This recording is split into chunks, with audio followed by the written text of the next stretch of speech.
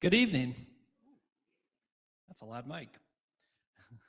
Good evening. Welcome to the As One Community Conversation. I'm Chad Whittington, President and CEO of Kappa. Kappa is thrilled to be a community partner for this event tonight, and we are also very excited to be co-commissioners on a film, Invisibility, by Saria Miller that you're going to see later this evening. It's really exciting to watch Peg and Opera Columbus be on the leading edge of the opera industry with the work they're doing, work that lifts us all up, brings us together, and reflects the community that we live in, and also brings us conversations that we need to have in our community. So just thrilled to watch and so supportive of all the great work they're doing. And with that, I'd like to introduce Peggy Creadai, General and Artistic Director for Opera Columbus. Thanks, Chad. And a huge thank you to Kappa for how you have helped the opera through good times and bad. And it's pretty awesome to be partnering on something like this together. So kudos to Kappa. We love you. Thank you. So thank you all for coming tonight and for joining us as we take a deeper dive into our production of As One. And as we approach the topic of inclusivity as it pertains to the LGBTQ community. So this is an important conversation to have, and I appreciate that you're all here. Tonight's conversation is live streamed, so welcome to all of you joining us online. After we have our little conversation up here, which will last about a half hour, not quite, we will open it up for questions. And as you can see, there's microphones down here. And I'll give you a cue as to when we're about to do that. And then I ask that you go ahead and come up to a microphone and we'll call on you there. So be thinking of what you might want to ask. So with that, I'm going to invite our panelists to come to the stage, please, and take a seat.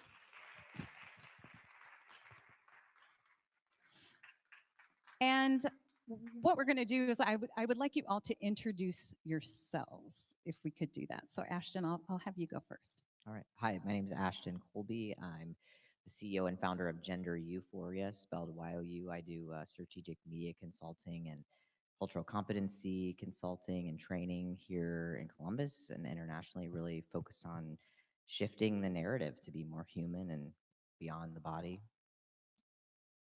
Hi, my name's Kimberly Reed. I'm the co-librettist for As One, the opera that played last night and which will play tomorrow. There's a film component to that opera as well, and I made that. And my pronouns are she and hers. My name is Mark Campbell. I'm co-librettist with Kimberly Reed for As One. That has a performance tomorrow. Encourage your friends to come to it. And I go by he, his, I always forget them. He, his, him, whatever. Yeah. I use he, him, his too. I forgot to say. And I'm Laura Kaminsky, and I had the original concept to make As One and wrote the music for it and was so blessed to connect up with Mark and Kim to make it. And I go by she, hers. My name is Alexandra Inyard, and I am the conductor for this production of As One, and my pronouns are she, her. Great. And I'm going to ask you why you said your pronouns in a minute. But first, if you haven't seen the opera, if you saw it last night, thank you. If you haven't, shame on you. You can still come to the show tomorrow at 2 p.m. But I'd like to start by showing the trailer that we've been using for marketing for the show. So take a look.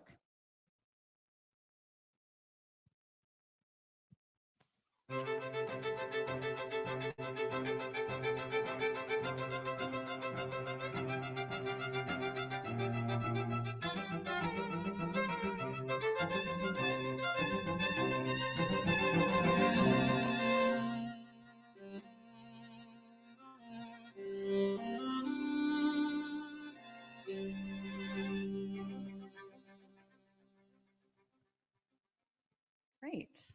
So tell us more. Mark, can you tell us the story of As One? I would prefer that Kim and I tell it together Okay. because we created it together. Okay. And we interrupt each other all the time, Yeah. too. So let's Excuse just me, I'm start- speaking. But when I interrupt, it's really problematic. We have a time limit, guys. Go ahead. I'll start, and you fill in the important details. I'll start stupidly. As One is a story of Hannah, who is a transgender woman. You read the script. And we basically tell her story in three parts, from her youth to her middle years in college, kind of in college, and then to the third part is about when she chooses to emerge as her true self. It's more, in many ways, of a song cycle than a traditional opera in terms of its narrative. And it is the most produced contemporary opera in the world right now, which is a tremendous thing.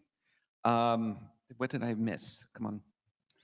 I would just say that there's an autobiographical component to As One because I'm trans and we wrote it together. And I think it's very natural to draw on your own personal experience when you're talking about these issues, especially in a time when there aren't enough trans stories by trans folk who are creating these stories that are out there in the world. That is not to say that it's every trans person's story. It's certainly not. There's a lot of us. There's a lot of stories. This is one angle on it. There's, you know, I made a film about 10 years ago and did kind of got out in the world a little bit and heard a lot of the stories from other trans folk and have been involved in that community as an activist since then. And what we tried to do is to fold in as many of those experiences. You can only go so far before you sort of end up with this sort of generic portrait of every trans person who ever lived who doesn't have an identity anymore. So the story is told with a lot of specificity, but hopefully it also hits on some of the issues that a lot of trans folk go through. And one thing that Laura Kaminsky had come up with is the concept of telling it, the one role being played by two people, mezzo and a baritone. And so that's something that we worked with, and it ended up being quite magical, the writing of for both of those voices. Okay. And who came up with the idea first, or was it kind of organic between all of you? Are you talking about to write an opera about a transgender person, or to write a story this about Hannah? opera. Yeah. That would be Laura's. So what motivated you, Laura, to write this? So, as a gay woman, I was very interested in how the marriage equality issue was passing state by state through the country, wondering when it would ever just become normalized. My wife and I went to Canada to get married because we couldn't do it in the States. So, I had never thought I wanted to write an opera. I really didn't know we were talking about Thank this God you earlier wrote today. an I didn't opera. really come from the world of opera and didn't know much opera. I read an article one morning about New Jersey was about to vote on marriage equality. And I went, oh, well, I know how this is going to turn out. And then there was a picture of this family. And I said, well, this is a different article. Let me just read it. And it profiled a husband and wife with two kids. And the husband was in the process of transitioning. And the point of the article was that if New Jersey did not accept same-sex or marriage equality in its state, this married couple, which was staying together after the husband transitioned, would no longer be married. And I looked at my wife and I went, this is the stuff of opera. It asks the question, who are you? Who are you as you change? If you change, what does that do to your relationships, to yourself, and to everyone in your world? And then there's this whole other level, which is what does society and government and protections and challenges, what does that do to who you are? What are you willing to give up for your freedom, for yourself? And I just looked at Rebecca and I said, this is an opera. And she said, uh-huh. But it stuck with me for a really long time. So I would come home and there would be books or articles. And one night, because Rebecca could tell I was really like in this, and one night she said, we have a date tonight. We're going to watch this film called Prodigal Sons, which is Kim's Oh film. my gosh, really? I didn't know And that. we watched the film, and at the end of the film, I said, okay, this is going to be the person who's going to rescue me because I have to tell this story. So I wrote to the film distributor and asked if I could meet with Kimberly Reed, and we met, and we began to create this project. I wanted it to be a very personal, intimate story of a person in dialogue with themselves. So it was cast for a mezzo and a baritone, as Mark said, playing a person going through their life, figuring out who they are in a kind of a positive argument to get to that truth. And when I knew that was the case, then I knew it had to be a very intimate instrumental ensemble. It was a string quartet, which is one voice. The viola was assigned the role of Hannah's soul, so it has a kind of soloistic point. So Kim and I began to talk, and we knew that we wanted film to create the world in which this character's story was told, but we didn't have a story yet. And then I met Mark, and I told Mark that I was developing this project, and he said, "Wow, this sounds really cool. I'd love to be involved." I said, "Well, Mark, okay, we don't have a producer yet, we don't have a commission, but I really want to do this. And if you and Kim click intellectually and emotionally, Which we never artistically." did. I That's the know, we've been thing. It's fighting like for We're 7. still kind of like- waiting we're for still that. waiting for that Let us moment. know. But so Let us we know had if it we had the happens. 3 of us. Maybe tonight. Maybe tonight. Help Oh us. God, I hope so. But we had a dinner together, and it seemed like this was And some wine. Some wine. that usually helps. Yeah. And that was the beginning of what's become a very powerful and fruitful creative collaboration and friendships among the 3 of us. And we've done multiple pieces together, but this one, Hannah's Birth, has been really a beautiful thing personally for me. It's changed my life. And it speaks to so many people. It has now. changed my life as well, going through this journey of producing it. And we are so lucky to have you all here doing this show with us. I've said thank you, I don't know how many times, it'll never be enough. So thank you for coming to Columbus with that. I have to say, my first encounter with Ashton, we met through a mutual friend. When I first met with you and I said, okay, would you be willing to have conversations with people, myself included, that don't know a lot of things and are going to say really stupid things and don't want to be offensive and really just kind of want to understand, because some things are really confusing to me. And if we're going to produce it, it will probably be confusing to my board and my staff.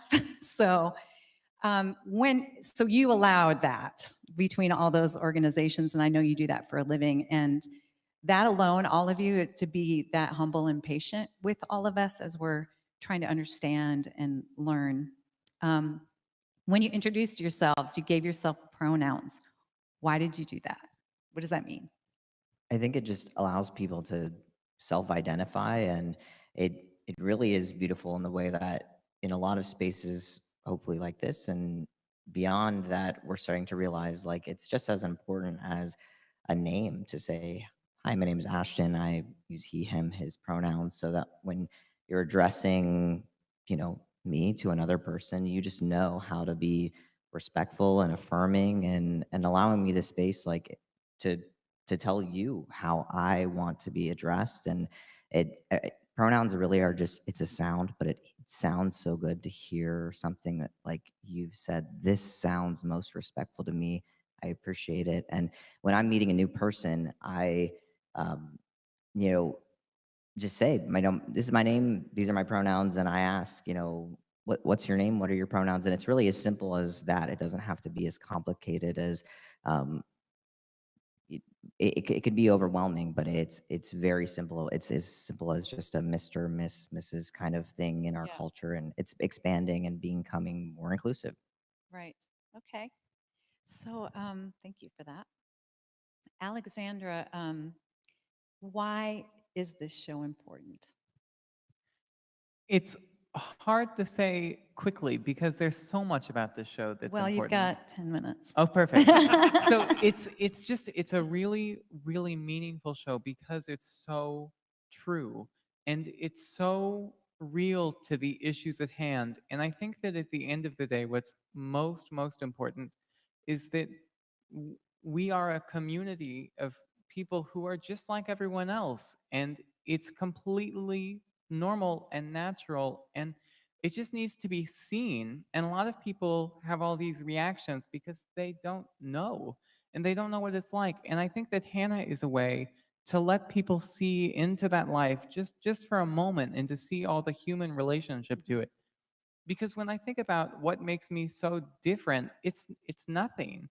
It's the smallest, it's just the way that I was born. If I was born diabetic, I would take insulin. I was born trans, I take estrogen. That's it. It's and that's the whole thing. Yeah.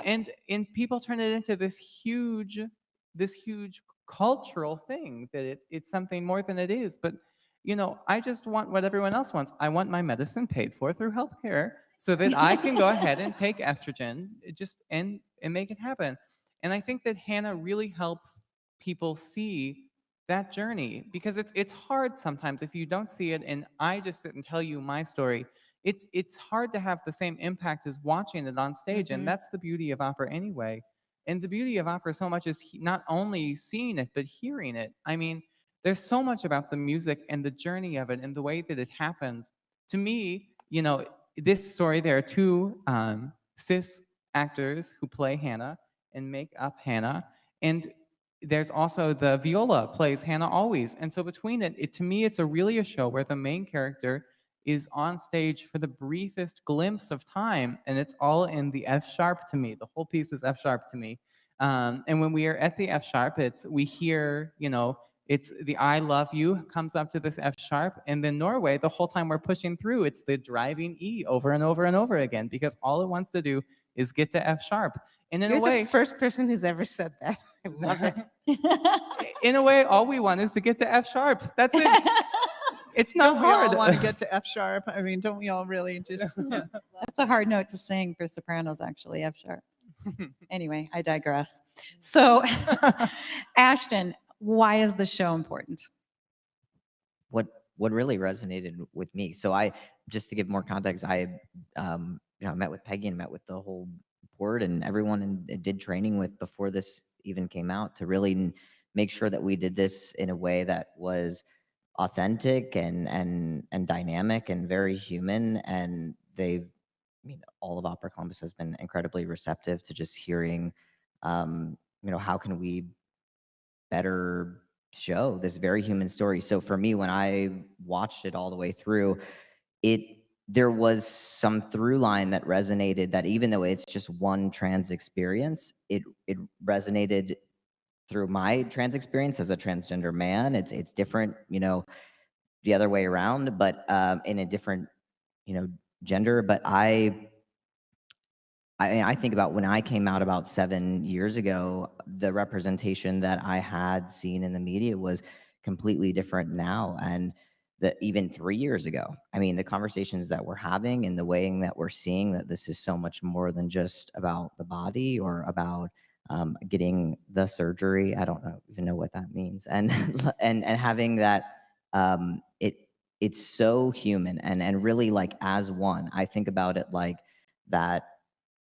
I'm not two people. I haven't transitioned. I'm not where I was a girl and then now I'm a boy, and I happen to like have lived two lives. I'm one person. It's an integrative, holistic human experience, and that I have, with narratives like this, a possibility model of claiming that like this is okay for me to be one whole, complete, sound, valued person, and whatever struggles that I have to go through to get there, it just paints a more depth to my human experience, and I can have reverence for that, and I don't have to like claim a human experience of what I saw in the media years ago. Even just like I said, 7 years ago, it was like, Jerry Springer and things that were very distorted and very stagnant, very linear, or point A to point B. It's all about the body and these beautiful, like, where we're talking about people's hearts and their soul and their wants and their needs and the love for themselves and other people. And it's so much deeper than just about the body. And can I just jump on that to say that, I mean, I love hearing everything you're saying, because I think that's just really reflects so many of the discussions that Mark and I had about creating this single character who's a blend of genders. And everybody sitting in this audience right now is a blend of those genders. We live in this polarized society that's saying male stuff is over here and female stuff is over there. And each of us, whether we realize it or not, are being inculcated with all of those codes and behaviors and responsibilities and all this stuff you got to do to play by those rules. but each of us is also constructing our own gender out of that, whether we know it or not. And I think personally, some of the best introspection that I've done has to do with looking at who I am and how it fits in all that gender coded world and the fact that there's a difference. And I'm not saying that I'm done with that work. I got a long ways to go. Hopefully, I will do that for the rest of my life. But I think that it's really helpful to think of this gender as being a dialogue, as being, I think of it as a yin yang symbol, where, yeah, if you take a step back and look at it, there's sort of these poles, but the important thing about that symbol is kind of how it negates itself, how it swirls into itself and negates itself. And hopefully that's what Hannah does in this piece. I think that's what Laura has done with her beautiful music. And yeah, that's, I think, the project that all of us are living as human beings. You know, I have to say, when I saw the show the first time, I came, I'm a fan of you. I wanted to hear the music, but I was wanting to learn. And what I walked away with was tears in my eyes because of how I personally remembered and thought of times where I was afraid to be myself, or I was afraid to present myself, or I didn't like myself, or whatever it was. And becoming authentic, that I was really surprised at how much I completely related to this, Hannah. Thank you for saying that. I mean, I think one of the things that was so important at the very beginning when we realized that, oh, we're going to do this thing, was to have this conversation that, and as Kim said, this is not the transgender story. It's a particular story about one person's journey to self-actualization, and that it was really important that the Hannah that you guys created was somebody that was an every person. Yeah. That this is actually a metaphor as well as being specific, Mhm. that those truths are specific and general and human, and that's why it's been able to speak to people. And I'm so grateful to Mark and Kim that they just kept going with finding things that everybody can say, I felt that, I understand this. One of the elements of this story that Kim and I thought about very early on is humor and the use of humor.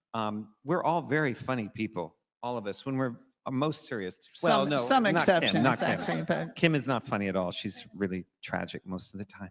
But no, but we're mostly very funny people, and we wanted to create someone who we love. And one thing I love about Hannah is that she's self-deprecating.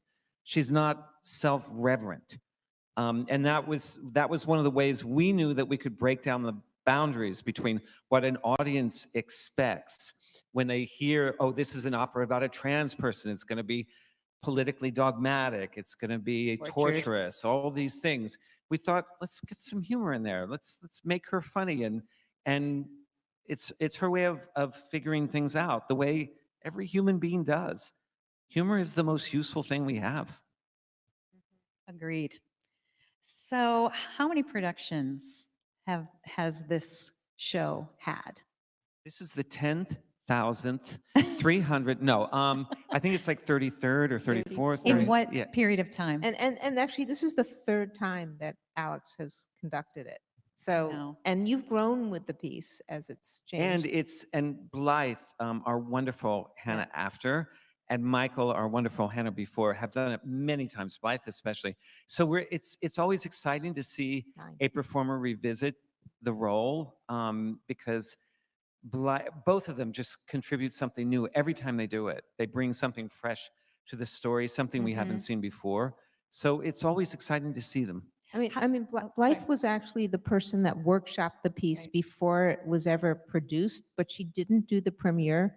But she is now the most performed Hannah She's after. so And moving. She She's so good. lives this, like, Hannah is part of her now. It's so beautiful. And personally, as a composer, I have never had an experience of the kind of emotional as well as craft, but the emotional Yeah. commitment that these two artists have brought. I mean, we've had over 40 people now playing Hannah's, and every single one has. When brought was this something. written? How many years ago?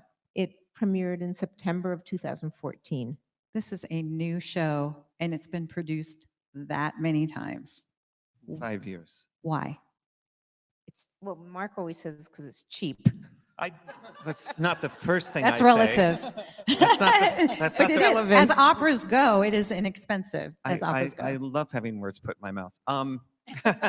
I do always say that it's inexpensive. I don't say cheap. Sometimes it depends on how much alcohol I've had, but it's mostly that it is inexpensive. But I do think that the story that the three of us crafted about this character is a story that everyone can understand because it is about self-actualization. And I think we created a character that everyone can relate to. I know for a fact that there are many people who come to this opera really worried. Oh my God! I mean, I'm going to say this, but you know, they think they're going to see the operation because so many people think that's what trans is about seeing a penis lopped off or something like that. It's not that. It is about the human story of someone emerging. And so the three of us found a way, Kim and I, through words, Kim's amazing film, which is something we should talk about as well. And then Laura's music. And one thing I like about this piece is that it does deserve to be an opera because it's a very human story that needs to be told through music. Words alone won't do it. If I can add one thing, I think one of the things that I find most inspiring about this piece also, and seeing it and just hearing everyone talk about it, is that, and the different Hannahs that come to it, is that it was the first time that I really believed that allies, people who were not trans, could understand what it meant. And seeing that was hugely impactful in my life because it was so meaningful to know that people could understand, they could sit and listen, and they could really get the story. People could act it, people could write it, people can put music to it. It's all right in the edge of human fingertips, and it made it feel so inclusive and so important to me to know that if people want to hear it, they can. That's good. That's a really good point. We were talking about that today. In the middle of the day, we were having tea talking about how it's nice as someone who doesn't know a lot about it to be not prejudged as well, to be like, okay, and you guys have all been, like I said, Ashton in particular, all my experiences with you saying, hey, it's okay, come in, and I'm going to trust you with, you know, my thoughts about this. So I think that's a really powerful thing to say. So this has been over the last 5 years everywhere. Everywhere. Now, this is not a New York, San Francisco show. This has been everywhere. And what have you learned from the reactions of the people that have come to the show? Surprising, just heartfelt, like what? I can bring up one example, and you asked us not to be political, so I'll dodge around things, which is not something I'm comfortable with, but I'll learn to. In Seattle, Laura and I happened to be there for the Seattle Opera production of As One. And the day after the election, we went to a dress rehearsal, and it was pretty much like a church basement situation. Like it was really, I mean, this is great. This is really grand, this production. And this theater is really amazing. But we, after the performance, we got to speak to trans youth. People between age 8 and 18. Their guardians were there because a lot of their parents had abandoned them. It was extremely meaningful to us to be able to talk about this opera. Some of my favorite comments were the most frank. I mean, one child, probably 8 years old, raised her hand and said, "Why do they sing so loud?" And I said, "I'm asking that question all the time." I don't know why operas have to, singers have to sing so loud, but that's a great question. That means that they're looking at opera and they're seeing opera as a new art form. And another trans person said, "I just want to thank you for telling our story," you know, and it meant a tremendous amount to me at a moment when I was at my most despairing. I won't get into that, but it was a very difficult time. and then to have people to know that opera can connect with the community, that it's not like this dumbass European art form that has become irrelevant, except for people like you and Opera Columbus who are making it come back and letting us tell our stories. It meant a lot to me that day. Yeah. We were in Pensacola last weekend, and somebody in the audience, a cis person, which just means not a trans person, raised their hand and said, "What's the response of the trans community been?" And I didn't even get a chance to answer. Somebody else raised their hand and said, "Well, let me tell you about it." And it was about a 5-minute response from this woman who had never been to an opera before. So I'm not going to go into the 5 minutes of what she said, but I think like that's my favorite response, is to have somebody else just say, "I saw myself in this story." Yeah, I mean, and I remember another production that I went to, which was in New Orleans, and the opera company there partnered with the Veterans Administration because there was a support group for trans vets. And these were all women who had served as like bomber pilots in Vietnam. They were all in their like late 50s and early 60s, and they'd all transitioned. And the company spent like about 6 weeks, and they read books and they saw movies and they read the libretto. And they all came to the opening night, and at the end there was a talk back, and the sort of leader of this group stood up in a beautiful dress with the, I love the U.S. Army tattoo on her forearm, and said, "Thank you for telling my story." And I didn't know they sang like that. And it was like, you know what? This is great because the experience goes in multiple directions. It's about welcoming people into an art form. It's about telling a story that has a universality as well as a specificity.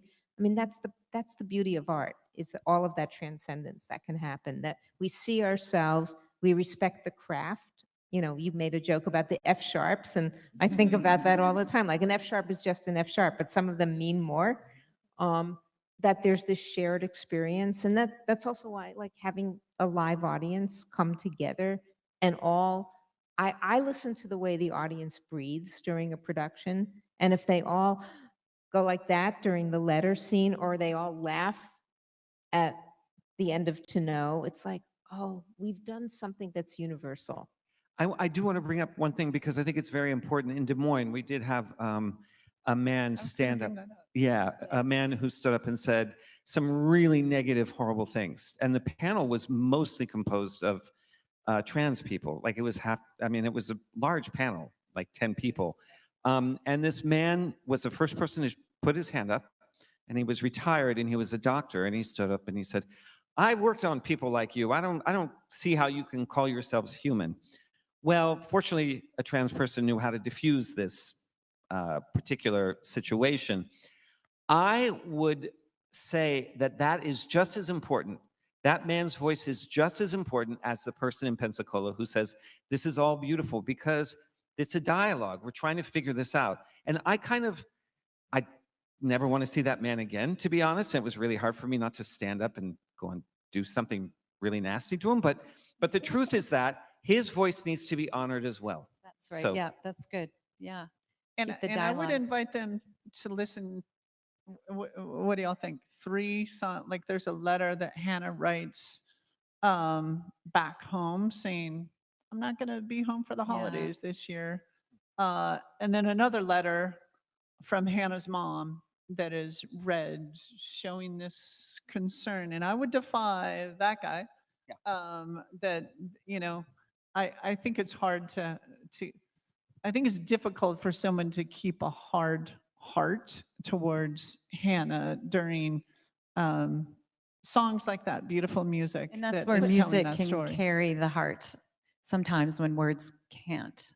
But those letters, that's actually sort of the test scene in a way, because that same production in Des Moines, apparently there was a donor to the company whose husband was a vice president of the NRA, and he didn't want to come on principle. And the wife apparently said, "You have to come. I'm an underwriter." and he came, and I immediately realized who it was. This guy came in.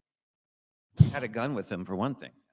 But he came in like looking like, I am here to be really angry and not have a good time. And he was sitting like in the second row, and we were sitting doing our talk back, and it was like, he came up to me afterwards and he said, I was coming here ready to hate this, but that scene of the letter, everybody has that moment Right, where they yep. have to realize themselves separate from their family, and the parents worry.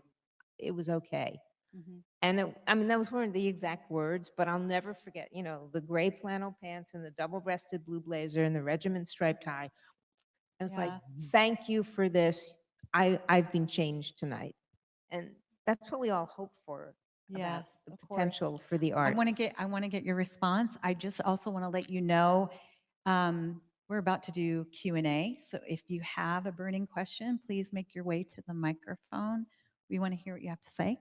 So sorry, I interrupted you. No, of course. I also wanted to say a little bit that over all the shows that I've done, this one gets the loudest applause and the fastest ovation of anything I've done.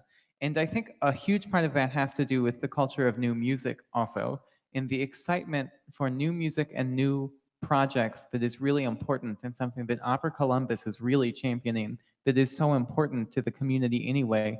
The excitement of new, of first time, of something that is now in its 5th year is something that gets people excited, especially when it's incredibly relevant to the lives that we are living right now.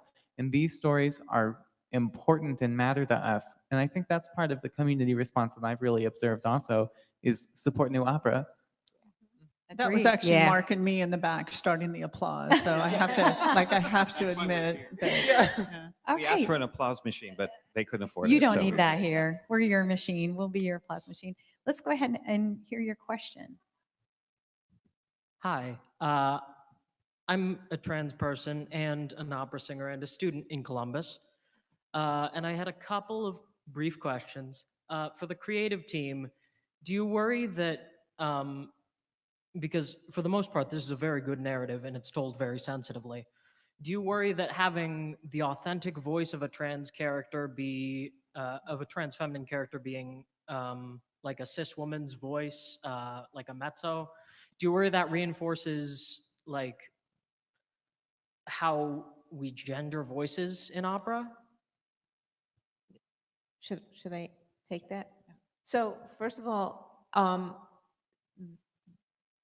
I don't worry about it, but I think we're all aware of it. The conception for this being these two voices being one was actually an inspiration that I had from two singers that I wanted to work with, and I thought that they could convincingly tell this story. Actually, tonight in New York City, there is a production of As One going on where there is a trans man singing the role. And we are encouraging and hoping for more of that. It was originally conceived for a traditional mezzo range and a traditional baritone range. As more trans singers get the training to do it, as long as they can sing the notes and they're comfortable with the role, they should sing it. And if notes needed to be changed because somebody really was great and wanted to do it, we're not dogmatic about anything. So that was not part of the conception when the piece was made originally, because I was inspired by Sasha Cook and Kelly Markgraf to make a piece for them.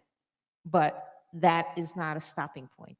And It's at an the same evolutionary time, thing. as I've been around the country listening to this very same question, not asked as respectfully and beautifully as you asked it, I was commissioned to write an opera about Stonewall for New York City Opera, and I insisted on having a trans character in that opera. And I also insisted to the producer that I will not write this character unless it is performed by a trans singer. And so we found a trans singer. It was not it was difficult at the time because the training for trans singers is way behind the curve. So one great thing about As One and also Stonewall is that it's bringing awareness to the musical community that we need to find a better way to train, boy, that's hard to say, talk about train your course. trans It's sort of a singers. tongue twister, Yes. yeah. That actually leads well into sort of my other question. Do you think and this is open to all of you. Do you think there's a future for people like me in opera? Absolutely. And just so let Alex Yeah. join in, because Yeah. Alex actually can talk, because we talked about it on our walk today. Talk So about your I work with an all transgender choir called Resonate in Chicago, where I'm located, and there are a lot of people who are working to sing. I know a lot of trans performers who are working and making things happen. The biggest, of course, well, I say of course, the biggest that I'm aware of is Lucia Lucas, who is an inspiration entirely, and then Mr. Liz Bach is another, just fantastic. And different people approach how they sing differently. Liz has chosen not to take hormones and stays a mezzo and has approached it this way, and Lucia is a baritone and navigates it that way. But I know Holden Madigan is a tenor, and he works as a tenor now, and he wasn't always a tenor. And it's important that people are on different journeys and doing different things. But I think, all of them are working, and all of them are finding space. And I know a number more in Chicago that are working in doing trans shows as trans characters, doing cis shows as cis characters, and getting work just they're acting and making it happen. And I think that the world is open to that. There's a little shop now with a trans woman playing Audrey. Yeah, and so all they did, they moved the octave.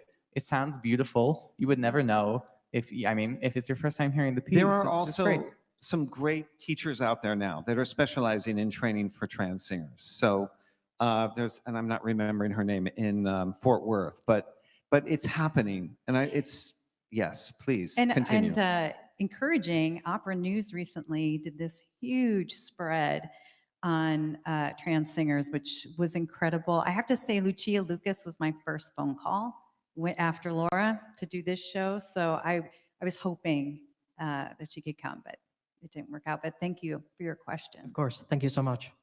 Do you have a question? I do, yeah. So it's actually pretty similar to the first question that was brought up, but I think it still needs to be said. As a mezzo myself, I kind of watched it last night, and now Hannah After is a little bit of a dream role of mine. So I guess approaching it, I do identify as a gay woman, but I am cisgendered. And approaching it from a cisgendered point of view, what are we looking for in the actors who portray this story, as to because I think we all want to be part of the conversation, but I hate the idea of coming off as I'm going to rescue you because I have privilege and I want to still give them the microphone. Does that question make sense? Can I speak on that? Yes, yeah, we talked about this earlier today. So Hannah is one of the things about this piece, and the reason that the only two people on stage are the mezzo and the baritone, and you can't use supers, you can't have other people play the other roles, is that this is an internal story. And that to me is what separates it and makes it significant that it happens this way. The baritone and the mezzo both play pieces of Hannah, and the viola plays another piece of Hannah. And then all of us are playing Hannah together essentially on stage. But Hannah is not on stage. And that's, I think, really significant about this, in that the way that it's presented, in the way that makes it accessible and a way to be told. Because we have to balance telling trans stories in a way that we can say them and do it over and over again in an accessible way, while also still being really true to it. And I think it's really important to keep in mind how, this story, it's like they're speaking to each other. It's like they're telling the story directly to us. And so when people are auditioning or are doing the role, it's one that you have to approach with great sensitivity, and you have to understand that you're a small piece of that and you're a human piece of that, but that you aren't going to be able to be Hannah. It's just not going, you can't. You can only be pieces of Hannah. And that's kind of the beauty of this piece in so many ways, and why it works and why it's so beautiful and so meaningful and so moving, is that, there's something about Hannah is the Northern Lights. Hannah is the space around us. And it would be, it would be so interesting to see Hannah in a different way, but it's so nice to have the parts of Hannah. And put a different way, from the point of view of a trans person and the point of view of a writer, our job was to dramatize this internal dialogue. And the way you do that is with two people, two poles. Like, we live in a society that is polarized. We do have to contend with that debate, between these genders. But hopefully, as I was saying before, these two different sides sort of swirl together and negate each other, and you just end up with who you are and dispensing with all of this gendered crap that is imposed upon you. So part of that, creating that theatrical conceit, is not unlike a scene, which it sounds like you saw, where Hannah rows a boat. And spoiler alert, there's no boat. Like, she's sitting in a chair and she's pretending like she's rowing a boat, but we in the audience see that, and she's rowing a boat, right? That's what happens in theater. And I think that this synthetic, imaginary, meta character of Hannah is hopefully the one that is moving you and whose humanity you understand. And I think this is kind of an answer to the last two questions, but for me, that putting your finger on Hannah, I'm just kind of echoing what Alex said in a slightly different way, is never going to happen unless you understand that it's that dialogue. That's good. We have about 10 minutes, but I really want to hear these Thank you. last two questions. So I'd love to. Go ahead. Hi, my name is Felicia, she and her. Hello. So actually, my question is a little bit derailed in that it's not music related. There's a film aspect to this with the documentary, and I'm wondering what was the concept behind that? What is the driving force, and has that been there since the start of this project? You're talking about the film, I think, Visibility, Yes. which I'm sorry, so sorry, I have not seen. I can answer but that it's- question. So actually, after talking to the creative team about how can I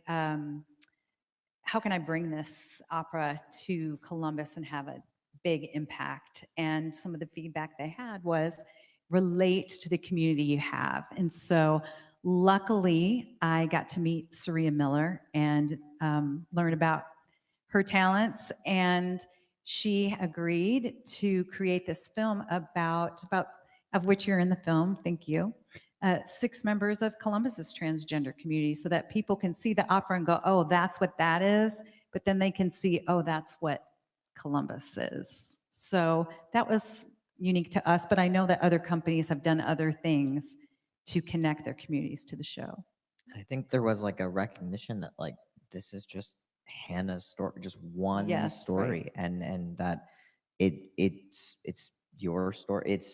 There's so many different individual pieces that it's so human, but there's not just one trans story. Yeah. Okay, actually, we just have time for one more question. Go ahead. Sorry, I'm so sorry. Stick around after we are chatty. Oh, sorry. Okay, go ahead. Good evening. My name is Jordan. I have a question about the decision you guys made around bringing awareness to some of the individuals who have been victims of violence. And it was very insightful to see how this is a worldwide issue. But I'm very curious about the creative aspect of that. Because when you did it, it just kept going, right? And you brought it home. So what was that creative process like?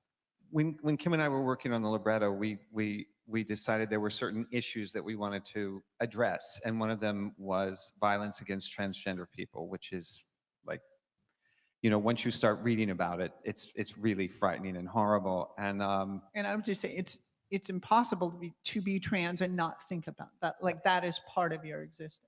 But also, I would say, I'm a gay man. It's not the same. I also have to worry about walking down the street. I always have. I live in the West Village now, and I still get things thrown at me and called fag and all that. It's not the same because I think the violence against transgender people is more deeply ingrained, and it's and it still goes on. So we decided that we needed to address that story. I'm not sure. I mean, Kim and I wrote this together, and it's very hard for me to go back and go, well, I came up with the idea to write the names while she's, facing the violence. Fortunately, Kim has not faced that particular kind of violence in her life. We're very happy about that, of course. But one thing that we did make a point about, whenever we go to a new city, we try to find a local name to add to the litany of people who have been have been murdered for being who they are. And in this case, we added a name from Columbus to the list, and we make sure that that name is prominent. And that is just so that the community doesn't go, oh, well, that's happening in Brazil, it doesn't involve me. No, it's happening everywhere, all around us. It's happening in New York, it's happening in Columbus, it's happening in every town in Ohio. And so it was important for us, for the audience, to understand that this is going on and on and on, and it needs to stop. That list, I would say, came from a website which has kind of become an annual commemoration, which is called the Trans Day of Remembrance. That happens on November 20th. So we like to pay tribute to them for doing that really gruesome task of cataloging all of that, but it's a really necessary task, so that we can recognize that, how just what it means to be trans. It means to face that. Even though that has never happened to me personally, it's always like just right around the corner. And there are so many of my friends who have been subject to that. I just feel like I just got lucky. That's all it was. And one positive thing about this is that when we were working on it, the only way you could find this list was on the Transgender Day of Remembrance website. Now it's on Wikipedia, and also the GLAAD website also lists transgender victims. So If I could just interject something, when we decided and they wrote this incredibly powerful scene, which had to be rewritten, because originally I set that litany of names as music, and it was sung as a duet with the mezzo, and it was too intense. And then we came back to redoing it so that it was just this narrated undercurrent through the scene. You sent me a longer list of names and said, just choose the ones that will work and work it into the scene. And I remember sitting in my studio reading this list and just like completely falling apart and thinking, and now I'm making decisions about which ones sound more poetic to set. And it was like, wow, this is where art and life. oh, it's so It ugly. was so wrenching. And so then I said, okay, get away from the music of it. Think about this politically. And so I wanted to think about, I mean, this is horrible, but different parts of the world, different cultures, and different forms of doing this abusive, horrific behavior to other human beings. So it was like, oh, I can't use this one because they were both stabbed. And I was like, this is so This tragic is when art is to have not to do fun. this. This is when And art is this ugly. this was probably the hardest But it's when it's scene. probably the most powerful. It was pretty That is such an devastating to intense make scene. this scene. And we always have to put a trigger warning in the program, because there are people in the audience who do relate to this, and it's very hard to watch. And so we do have to warn people about that scene. So thank you. Thank you. Speaking of politically, be careful. Last week, there were elections across the United States, and there were 6 transgender people elected to government office, and that makes the total 23, I think. What's your response to that, Ashton?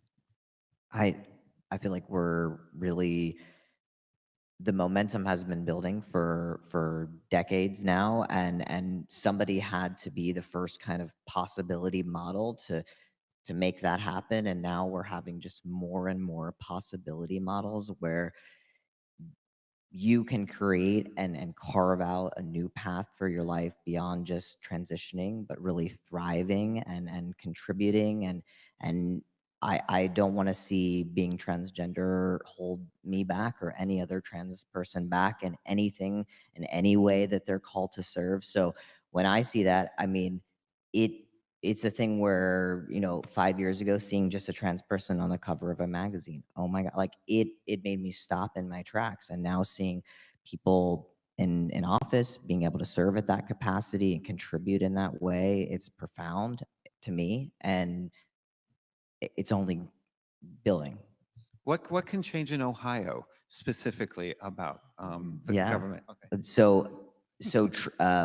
In Ohio, it's one of only 2 states that you can't change your birth certificate for any reason, and that's Tennessee and that's Ohio. So in other states, you can at least amend your birth certificate, but from my experience, or you can completely change it, which is ideal. I mean, I have an M on my driver's license and I have an F on my birth certificate, and being born in Columbus, I cannot change my birth certificate, and I have to navigate what that looks like in terms of getting a passport or and everything like that. And Columbus is beautiful in the way that we have protections for housing and employment, but Ohio statewide, we don't have those protections. Places like Cleveland and Cincinnati and Akron and Toledo are places where you have those protections for who you are based on gender identity, expression, your sexuality. But yeah, it's not a statewide thing, and that's really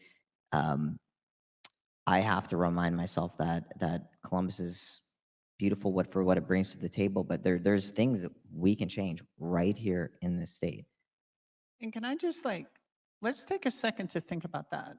Everybody who has a passport, everybody who has a letter on their driver's license or their passport that matches, just imagine that all of a sudden society, your government, everybody, the common wisdom has decided that you don't exist as a full human, legal human being, that you're just not worthy of being able to travel overseas. You can't serve your country if you want to serve your country. I've lost jobs because of transitioning. You can be fired from your job because of that one letter that maybe somebody accidentally sees, somebody outs you. Let's take a second to think about that, because that's really profound, to feel like you can just be legislated out of existence, that with the stroke of a pen, all of a sudden your access to all the things that make you a full human being in our society can be changed. That's a really powerful thing that I think we should all think about. I think from the opera, it really shows us that regardless of your situation, you can make peace with yourself. But I'm hearing we've got a lot of work to do. Yes, we do. Yes. So But that's it's- great. But it's getting better. I want to leave on, hopefully what people take with them is not a sense of being deflated when we really bring to light these things that probably a lot of people already in this room understand, the things that we're facing in this community. I hope that, and I really recognize this opera is supposed to take you with it. You're supposed to believe on an up note, feel uplifted, that we can recognize the suffering and the struggling and hold space for that. But really, I know that the intention is that things are getting better. There's a reason why we're here in this room having these kinds Right, of conversations. right. There's a reason why this type of representation and this type of media and expression is even a possibility. And I hope that there's that internal sense of momentum and peace, that knowing that things are getting better. And I hope you take that with you. When this first came out in 2014, I would quote a statistic, which was true at the time, which is that 9 out of 10 people in America know somebody who's lesbian or gay. We had achieved marriage equality by that time, and I think that's directly corresponds to that. But only 1 out of 10, less than 1 out of 10, like less than half of 1 out of 10 people know somebody who's trans. Since then, just in the last 5 years, that number has almost doubled.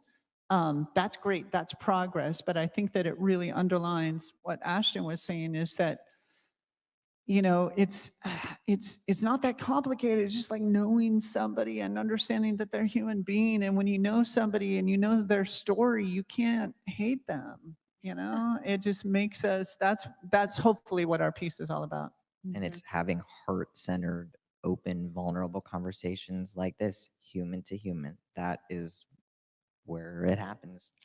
A- Yes. And to bring it back to, you know, this wonderful opera company in the city, that you're creating a place for art, but that art is also part of the social dialogue, and you've invited the community in, and that we're having these conversations, people are changed, and that's really so powerful. It's true. I know I am. Thank you. So Thank you, you, Peggy. Peggy. you're very welcome, guys.